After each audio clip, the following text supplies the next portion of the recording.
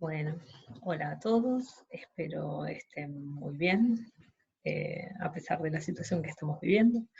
Acá nos tienen a los docentes tratando de crear nuevas herramientas para que a ustedes les sea un poco menos complejo esta situación de aprendizaje. Bueno, acá les hice este video para poder compartirles un Power que podría ir conjuntamente con esta clase, así que espero les sirva. Ahí tienen, les puse también mi nombre completo para que no se lo olviden, y la dirección de mail en la que se pueden contactar conmigo, ¿sí? Bueno, vamos a empezar. Hay un título grandote que dice Sistemas Agroalimentarios. Ya estuvieron leyendo un poco, si estuvieron leyendo la primera bibliografía, ya saben de qué vamos a empezar a hablar. Bueno, según la definición, vamos a empezar por una definición que es el principio, es cómo se tiene que empezar. Los sistemas agroalimentarios son espacios socioeconómicos que incluyen la producción agropecuaria, la provisión de insumos, la comercialización, el procesamiento industrial y la distribución final de alimentos. O sea, ¿qué querrá decir todo esto? Básicamente los sistemas agroalimentarios es lo que va a aunar a todos los procesos que vayan desde la producción en los campos hasta el consumo. Todo lo que tenga relación con esto formará parte de los sistemas agroalimentarios. Bien, ahí como verán antes, voy a volver un poquito para atrás, ¿sí? Habla de agropecuarios, pero no siempre uno sabe qué es esto. Vamos a tratar de entender qué es agropecuario.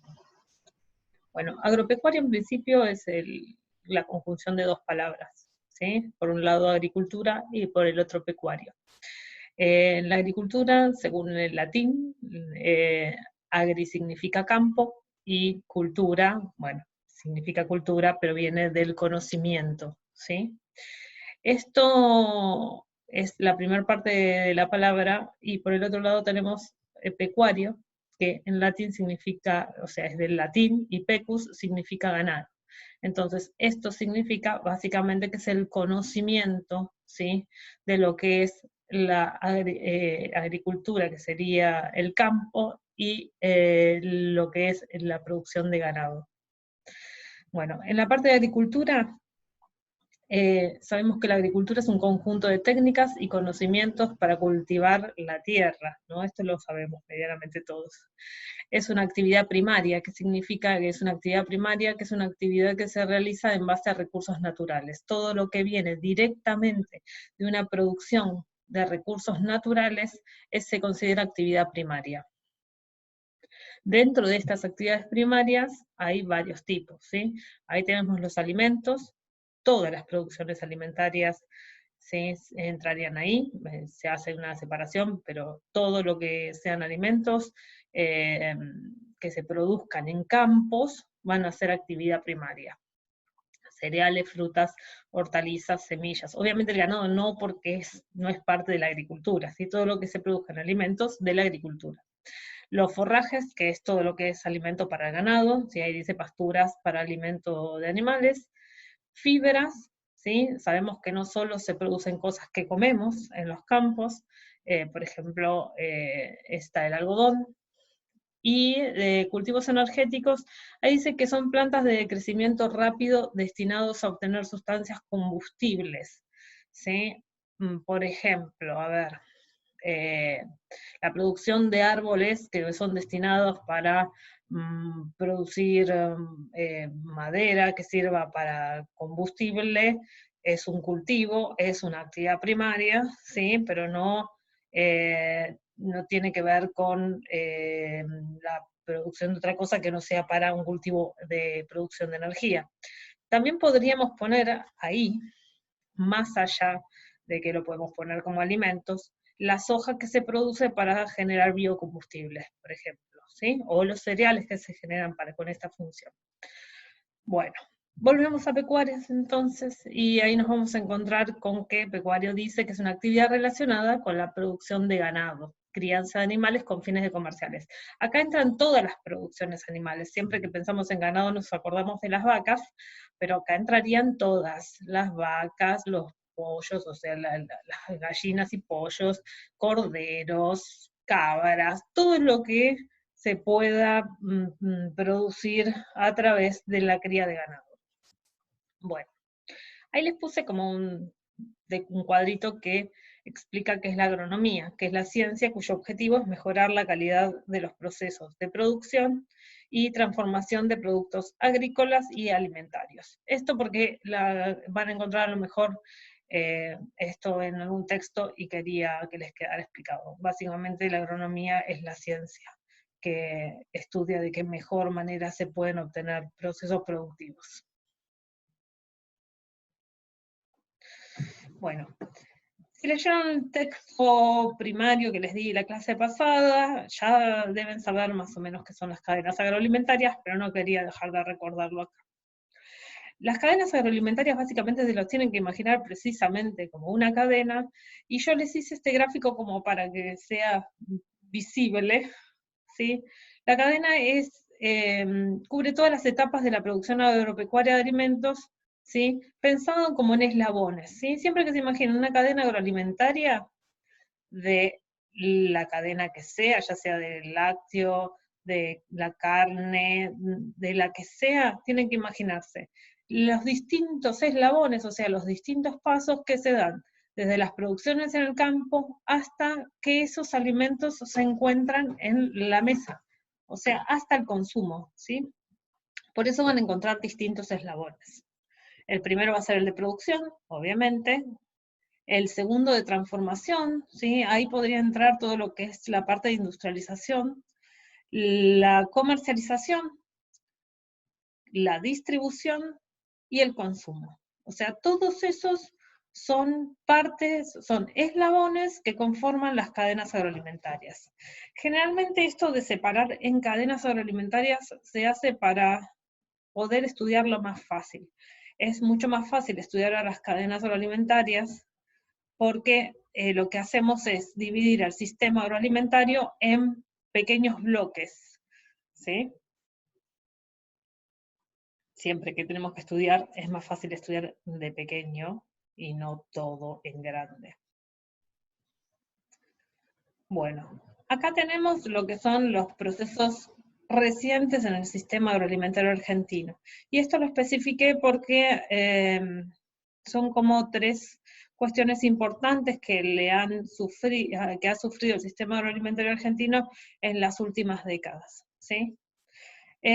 Nombramos la mayor integración vertical. Acá, recordando lo que vimos recién de las cadenas, es cuando una empresa controla dos o más etapas de proceso productivo de un producto o de un conjunto de ellos. ¿Esto qué quiere decir? Que la misma empresa tiene poder sobre más de uno de esos eslabones. A ver, un ejemplo sería, por ejemplo, una empresa láctea, ¿sí?, que tiene la parte de industrialización del producto y la parte de distribución, pero a su vez también puede, por ejemplo, tener poder sobre los insumos, sobre la materia prima. Por ejemplo, la industria láctea puede no tener tambos, ¿sí?, con producción de leche, pero al generar contratos de exclusividad con esos tambos, hace que esos tambos formen parte de poder manejarlos, ¿sí? Entonces, por ejemplo, esta empresa láctea tendría su poder sobre la etapa de producción a través de un contrato de exclusividad, tendría el poder de la industrialización a través de poseer la industria necesaria para el procesamiento de esos alimentos, y tendría un plantel de camiones de distribución que haría que, obviamente, esta empresa tuviera poder sobre tres eslabones de esta cadena. Esto pasa bastante frecuentemente. Bueno, ya no me quiero adelantar, pero ya vamos a ver que se ha producido durante estos años mucha mayor integración vertical en muchas grandes empresas. ya digo, desde distintos tipos. Puede ser a través de adquirir, en el caso de la industria láctea, tambos, por ejemplo, o hacer contratos de exclusividad que hagan que esta empresa tenga el poder de manejo de estos productos. Después habla del desarrollo del supermercadismo. Esto lo vamos a ver bastante más adelante, pero como para hacer una entrada, ¿sí? Es la concentración e integración vertical a partir de la distribución minorista de los alimentos. Como habrán visto y como sabemos, hay grandes cadenas de supermercados que han dominado lo que es la distribución y venta minorista de productos, ¿sí? No quiero hacer mucho hincapié en esto porque vamos a verlo más adelante, pero esto es algo que ha pasado en los últimos años en la República Argentina. Y después lo que también se ha dado es lo que se llama la extranjerización de las empresas, ¿sí? Empresas extranjeras que han logrado poder y han logrado meterse en la comercialización de alimentos dentro de la República Argentina. Dice que se produjo en todos los complejos agroindustriales, ¿sí? O sea, no solo alimentos, sino otros productos del agro que se dedican a otras cuestiones que no son alimentarias. Pero en su y lo que indica es que en su mayoría son empresas, lo que se llaman son las empresas transnacionales. Son empresas que no tienen sus inicios en el país, sino que son empresas que tienen sus bases en otros lugares del mundo, que provienen de otros lugares del mundo, pero que realizan sus ventas productivas en la República Argentina. Bueno, haciendo un poco de hincapié en esto, vamos a ver este gráfico, ¿sí? Que me pareció que más que explicación es bastante claro. Esto es a nivel internacional, ¿sí? Esas son las 10 empresas alimentarias, en realidad producen alimentos y bebidas más importantes en el mundo, ¿sí? Y manejan la mayor parte de lo que es la producción alimentaria. Como verán, no sé si van a llegar a ver bien más los dibujos chiquititos, pero van a ver todas las marcas que conocen distribuidas en ese gran plano, ¿m? O por lo menos gran cantidad de ellas. Les puse este y hay otro más que me pareció también muy interesante, que muestra las 10 primeras empresas, pero aparte lo que hace es, bueno, es sus ganancias, y de qué país provienen, ¿sí? Como verán, hay una gran cantidad de banderitas estadounidenses. Bueno, esto pasa en el mundo, no es que estas empresas tienen dominio sobre Argentina, de hecho hay algunas que no tienen tanto poder en lo nacional, pero sí son de gran envergadura a nivel internacional. Vamos a ver entonces ahora. Les voy a poner a nivel nacional, o sea, en la República Argentina, cuáles son las principales empresas. Bueno, obviamente que me imagino que en cuanto las ven, las reconocen prácticamente todas, ¿sí? A ver, voy a hacer como un pequeño detalle de algunas cuestiones. Arcor es una empresa de origen argentino, pero es una empresa que su visión principal es producir para exportar, ¿sí? Ya lo ha hecho, tiene una infraestructura montada para esto y ha crecido en los últimos años de una manera exponencial. Bueno, Unilever, que en una época se dedicaba solamente a productos de limpieza y bueno, ya hace unos cuantos años incluyó dentro de su gama de productos los alimentarios y tomó fuerza en eso. Quilmes y Coca-Cola, que se dedican obviamente a bebidas, no a alimentos específicamente, pero son dos grandes empresas a nivel internacional. Quilmes en realidad, que era argentina, después pasó a ser brasilera, ahora todavía no se sabe muy bien en manos de quién termina. Nestlé, que es suiza, y Molinos Río de la Plata, que es de origen argentino.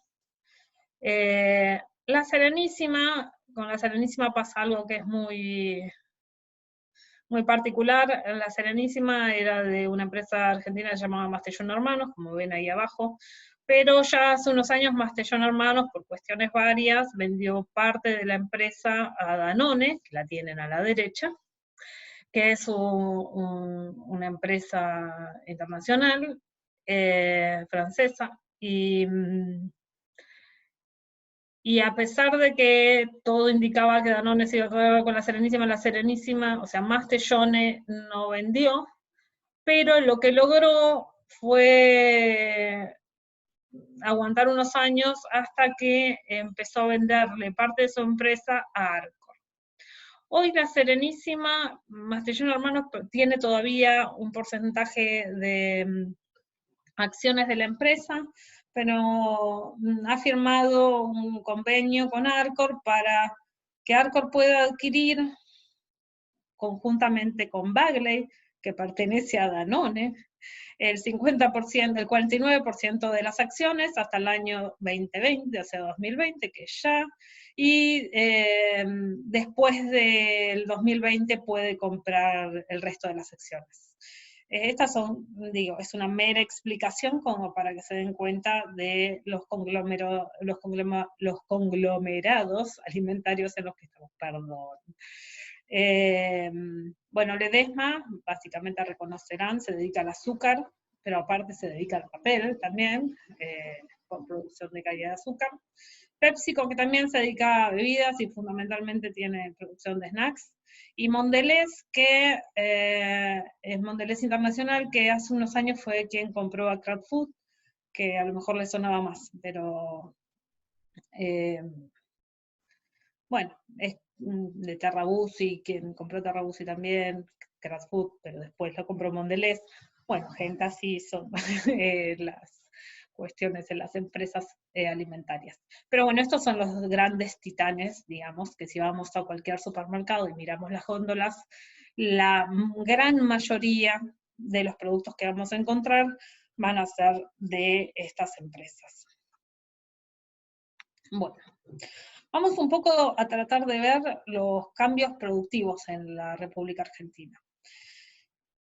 Como habrán escuchado hablar muchísimas veces, y a lo mejor en libros de historia, en alguna secundaria, la Argentina era denominada el granero del mundo.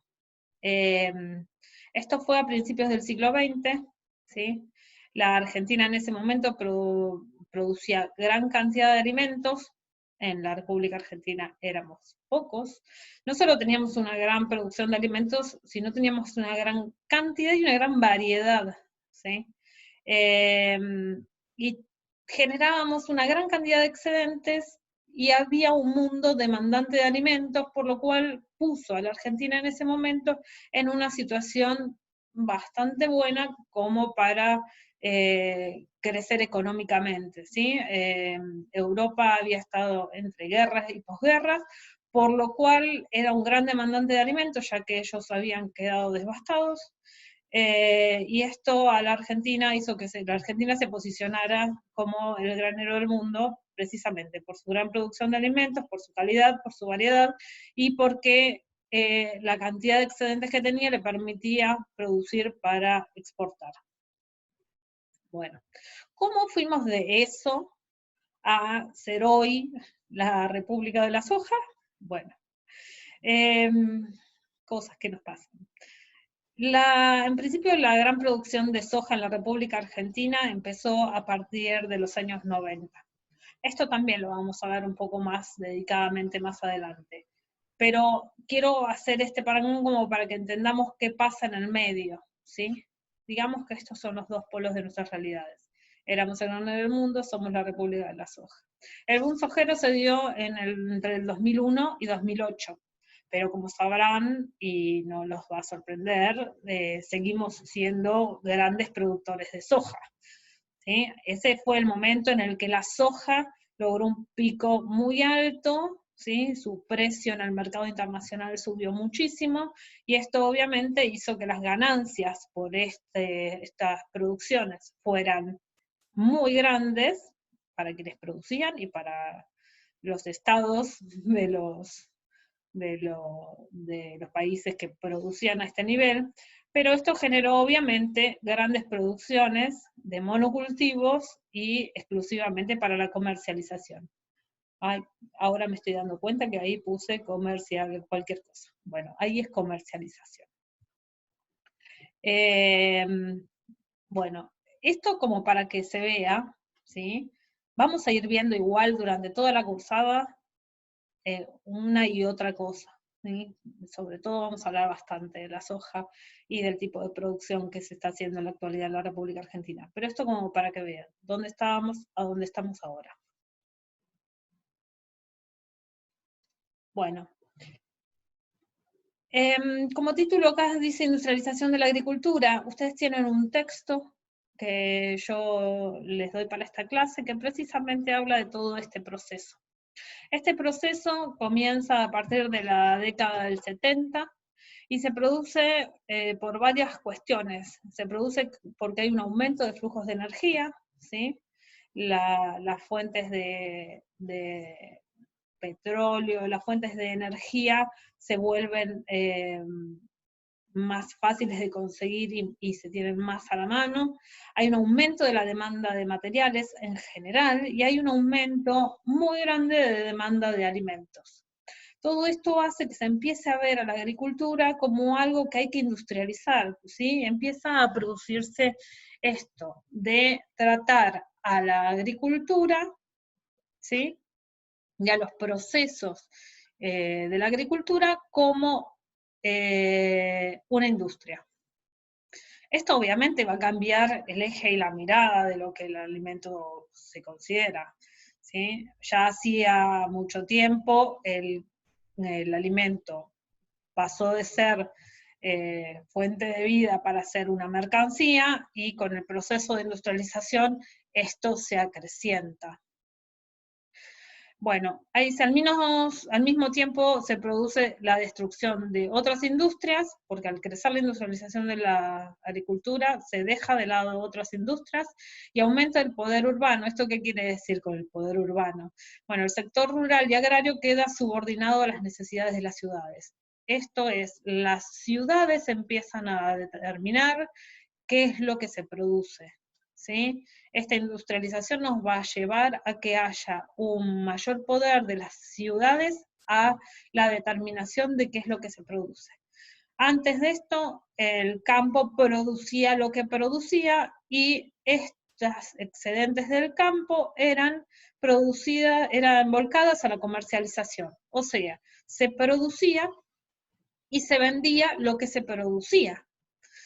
Con el proceso de industrialización de la agricultura y el avance de esto, lo que lleva es a dar vuelta el eje y se empieza a producir lo que los consumidores demandan, o sea, empieza a aparecer este concepto de producción por pedido.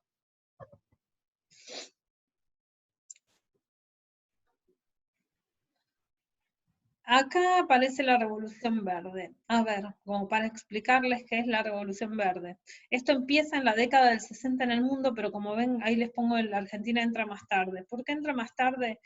La producción agrícola ganadera de la República Argentina era un tipo de producción bastante arraigada, con dueños de la tierra, con grandes extensiones de tierra, pero que se dedicaban y que tenían su eje en el campo. Y el comienzo de la Revolución Verde con el fomento de la utilización de semillas comerciales no entra en la cabeza de los productores argentinos, donde estaban acostumbrados a determinar qué es lo que se producía, de qué manera, y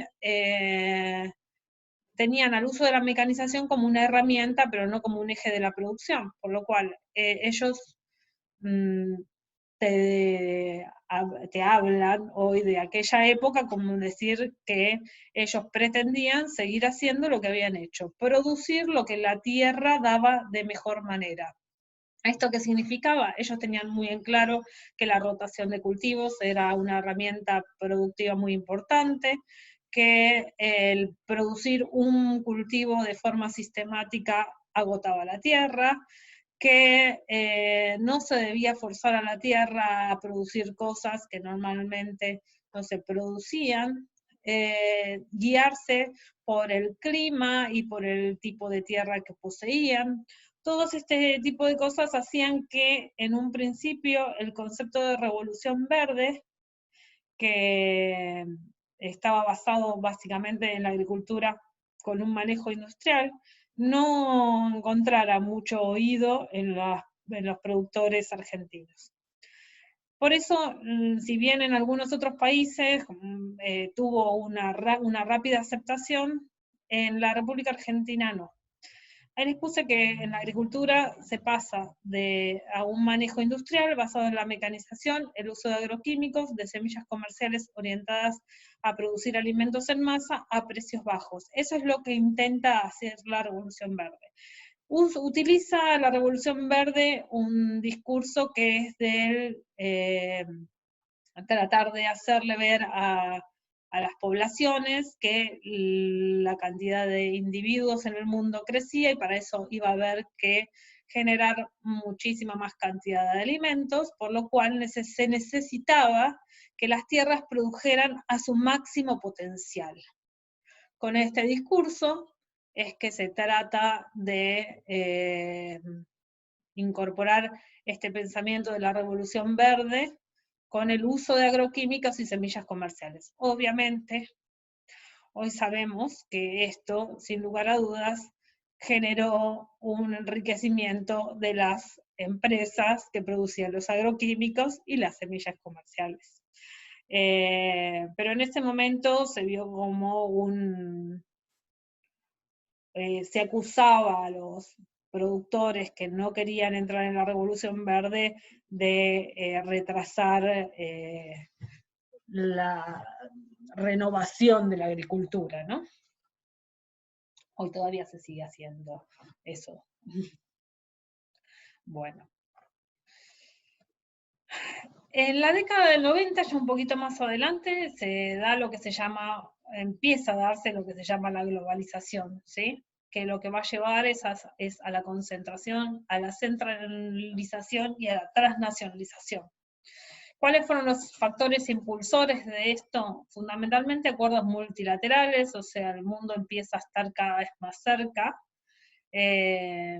Las libertades de capitales, hay una libertad de mercado universal bastante repartida, hay una revolución tecnológica y hay una revolución biotecnológica muy importante, y hay expansión de empresas multinacionales. Todo esto se da y todo esto genera un clima que hace precisamente que crezca y se desarrolle la globalización.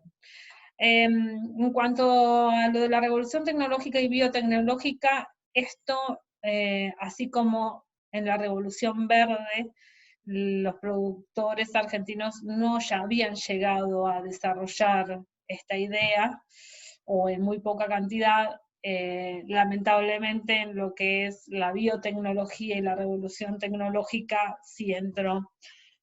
Con esto quiero decir que acá es donde empezamos a tener las grandes producciones de soja, porque todo lo que fue la revolución biotecnológica, esto de semillas transgénicas, también lo vamos a ver más adelante, no se preocupe, se arraiga en la República Argentina de manera inmediata en los años 90. Tratemos de acordarnos también que estábamos en un periodo de gobierno neoliberal y todo esto se pudo desarrollar con mayor rapidez. Bueno, la producción se centra en la demanda segmentada. ¿Qué quiere decir esto de la demanda segmentada? Es un poco lo que les dije antes. La demanda segmentada es ver qué necesita o qué requiere cada segmento de la población, cada segmento de consumidores, y producir lo que este sector demanda. También hay un desarrollo muy grande del marketing y al consumidor. Yo cuando hablo de demanda segmentada me gusta dar mucho el ejemplo de los yogures. Los yogures hoy tienen una demanda segmentada impresionante. Por eso van a ver que hay si ustedes se paran adelante de la góndola de los yogures, van a encontrar un sinnúmero, aunque sean de la misma marca, pero un sinnúmero de tipos distintos de yogures. Eso es precisamente porque se estudia y a través del marketing se desarrolla qué es lo que el consumidor quiere. Hay de todos tipos de yogures, y se producen yogures para cada tipo de sector. Obviamente, siempre la demanda segmentada va ubicada sobre el rango de consumidores que tienen dinero para consumir, ¿no? Bueno, hay una producción flexible, obviamente es lo que te estoy diciendo, y se trata de que las producciones puedan variar dependiendo precisamente de la demanda productiva. Lo que se va a producir se planifica con anterioridad, ¿sí? Primero se hacen estudios de qué es lo que consumidores necesitan y quieren, qué es lo que se requiere, y después se planifica en torno de esto. Bueno, acá esto lo pongo porque me parece que es un concepto importante que a veces se da como sabido, y la realidad es que uno no suele hablar mucho lo escucha, pero no suele hablar mucho de commodities, ¿sí? Seguramente habrán escuchado hablar de commodities. ¿Qué quiere decir commodities? Bueno, mercancías. ¿Cuáles son los commodities? Los commodities son materias primas, ¿sí? Que son bienes de transacción en los mercados de valores. Esto es, cotiza en bolsa, ¿sí? Hay energéticos, de metales, y los que más nos interesan obviamente son los de alimentos o insumos. La soja, el trigo y el maíz son commodities, y son producciones más que importantes en nuestro país. Y este es otro concepto que también me gustaría que quede claro, que es el de valor agregado. Es la diferencia entre los precios del mercado y los costos de producción, ¿sí?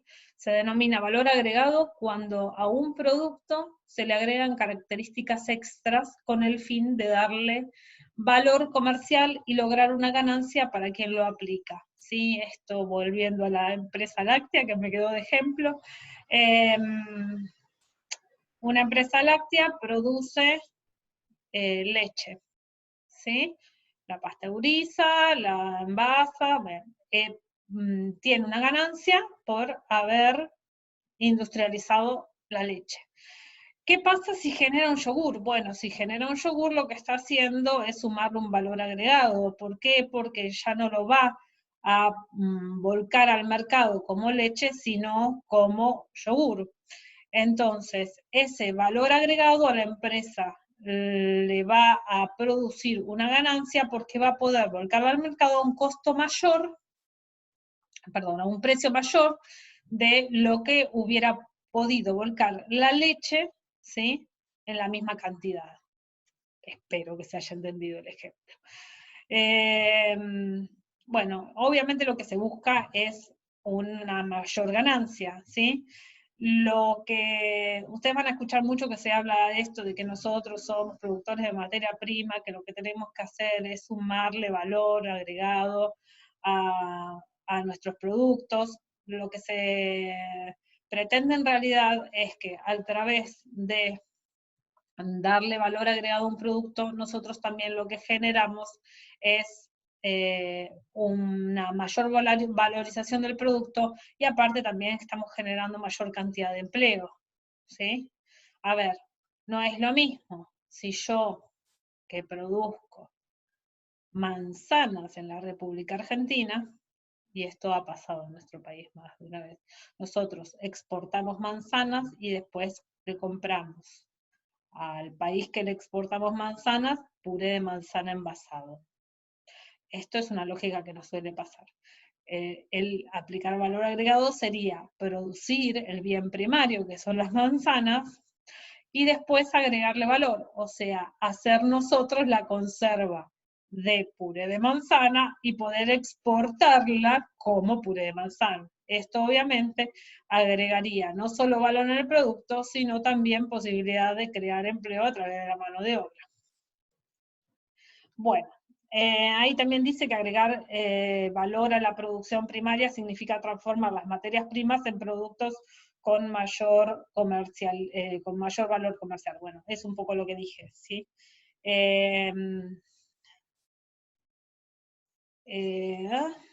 Sigo. Bueno. Las repercusiones de la industrialización de la agricultura. Bueno, en el texto esto lo van a encontrar bien desarrollado, ¿sí? Pero, ¿por qué se habla de repercusiones de la industrialización de la agricultura? Porque obviamente todo hecho que cambia algo produce repercusiones. Para alguna gente serán buenas cuestiones y para otras no tanto, ¿sí? Vamos a verlas y vamos a ir tratando de entenderlas. La primera que aparece es aceleración de la industrialización de la agricultura. Obviamente porque se va a dar la aceleración y porque la industrialización de la agricultura está muy de la mano de lo que es la innovación tecnológica y lo que se llama la agricultura de precisión, ¿sí? A mayor avances tecnológicos, esto suele dar procesos de aceleración en cuanto a la industrialización de la agricultura. Bueno, diferencias en velocidad de la industrialización de la agricultura en los distintos sectores. No en todos los sectores, ni en todos los países, se da la industrialización de la agricultura desde la misma manera. Esto obviamente hace que haya grandes diferencias. La utilización de la industrialización de la agricultura para disminuir riesgos, ¿sí? Se usa. ¿Por qué? Porque se considera que si uno industrializa la agricultura, lo que hace es bajar todo lo que son riesgos de oferta, ¿sí? Se van a poder manipular de mejor manera y tener más medido todo lo que es la oferta, más estandarizado todo lo que es la calidad, y se bajan lo que se llaman los riesgos financieros, porque se considera que puede medirse y programarse y proyectarse de mejor manera con una agricultura industrializada. La industrialización de la agricultura acelera la exclusión de los pequeños agricultores. Bueno, esto pasa que el ver a la agricultura como algo que se puede industrializar hace que los pequeños agricultores vayan perdiendo peso de decisión, ¿sí? Volvemos a lo mismo. Los agricultores, en todo caso, serán los que producen materias primas para que después para formar solo un pequeño eslabón, y no van a poder tener gran decisión acerca de qué se produce, ¿sí? Porque esos pequeños agricultores producirán lo que la industria de la agricultura demande. Bueno, sin acción del Estado, la industrialización de la agricultura puede promover oligopolios. No me voy a meter mucho en esto porque esto es tema del segundo cuatrimestre, pero básicamente los oligopolios son acumulaciones de poder por pocas empresas, ¿sí? Sin lugar a dudas, tanto en la industrialización de la agricultura como en muchos otros temas, el Estado tiene que ser un cuidador de que no se produzcan ni oligopolios, ni duopolios, ni monopolios, que son todas acumulaciones de poder de los mercados. La industrialización de la agricultura repercute negativamente en el medio ambiente. Bueno, todos sabemos que la generación de procesos industriales no suele ser muy favorable al medio ambiente. A ver, para hacer un ejemplo, no es lo mismo tener una producción con cultivos rotativos, con utilización de mano de obra manual, con regado utilizando el agua de manera justa y apropiada, que tener producciones de monocultivo que producen de por sí deterioros en la tierra, con una mala implementación de la distribución del agua en ellos, y utilizando además